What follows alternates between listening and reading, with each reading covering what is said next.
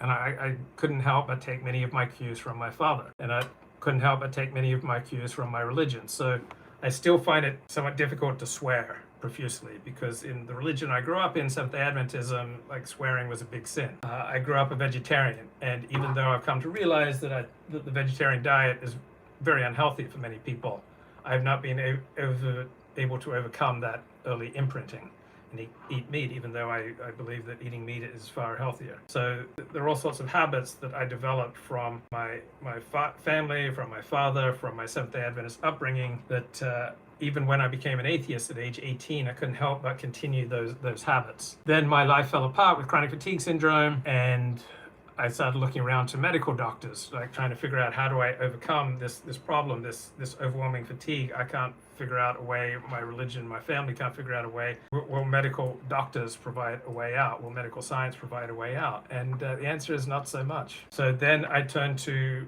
the mental health profession, and I had consultations with psychiatrists and psychologists and therapists, and I had 10 years of psychotherapy. I had, from 1993 until 2007, most of that time I was medicated. So I started off with Nardil, an MAO inhibitor, which was an antidepressant developed in the 1950s. And then starting around 2002, 2003, I got on lithium, clonidine, clonopam. So I experienced some moderate benefit from all this mental health treatment. But my life still didn't like fully work. So it really wasn't until I got into 12-step programs that my life worked.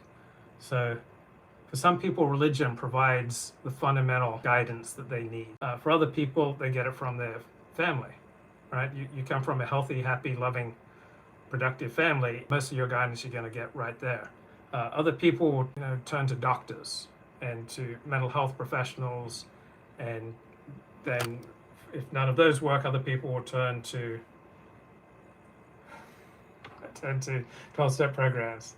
Yeah, now more and more people travel to live around various nations around the world for better taxes, healthcare, and freedom. Go where you are treated best. Those are horrible drugs. Well, they helped me at the time, mildly, moderately, and but I was able to get off them in 2009 when I started going to daily Alexander Technique teacher training. That kind of reprogrammed my responses to stimuli, so I was able to get off all those medications fairly quickly. So lithium is the absolute gold standard for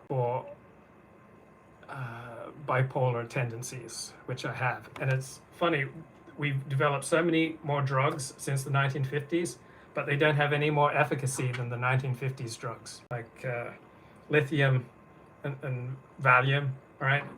We had these in the 1950s, and the patents ran out on all these medications. So pharmaceutical companies had to come up with new medications so that they could make money.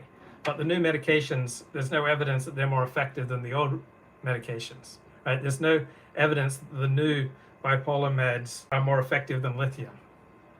But they make the pharmaceutical companies money. So I've really been enjoying reading a series of books by Alan V. Horowitz. He's a sociologist of medicine, just putting the mental health profession into a context. But let me look at the chat. Rodney says, Luke, the fact that you got off them with Alexander Technique would tell me you didn't really need them. Well, really need, maybe need. Did they help me out at the time? Yeah, they helped me out at the time. They balanced me. So who knows what I would have been like. Why would you say no to lithium? Lithium's the absolute gold standard. It evens you out. So who knows how much trouble I would have gotten into if it has to be seriously monitored for what, right? It's been around for 70 years. It's highly effective. It's highly safe. There are some side effects. You gain weight. Benzodiazepines, the new ones they have are no more effective than the ones they had in the 1950s. And the new meds for bipolar are no more effective than the ones that they had in the 1950s, but they do make the pharmaceutical companies more money. Question, what makes 12-step programs the best? For me, it was they provide you with community. So other people, they provide you with stories that you can relate to. They provide you with an opportunity to share your story. They provide you with mentorship and sponsorship. And they provide you with steps and tools and a living, breathing community that you can be a part of, that you can join. Doesn't cost you any money, and you can make friends with people who have similar struggles, and you can have close contact with people who have overcome the problems that are bedeviling you. I have not tried saltpeter. So I'm reading this another book by Alan V. Horwitz, Between Sanity and Madness, Mental Illness from Ancient Greece to the Neuroscientific Era. And so he notes that Charles Darwin, Origin of Species, has exerted a towering influence over the scientific zeitgeist, including psychiatry. So Charles Darwin viewed mental phenomena as organically grounded traits that evolved from earlier forms of life. So sadness, happiness, despair, contempt, these all radiate from our features, and our facial features radiating these emotions, the physical demonstration of all our basic emotions, are virtually universal, right? Universal around the world, all peoples, all races, and they're also equally true with the primates that are most like us, such as gorillas and other apes. They also have similar expressions of sadness, joy, hatred, contempt to what we do. So Darwin developed the principle of natural selection, and he showed how various mental qualities, psychic qualities, have different survival values in diverse environments, and how that guides the process. So in a certain environment, it will pay you to be incredibly anxious and on guard. All right, so that will help you and your offspring to survive. But in a different environment, a lower level of anxiety will be more adaptive.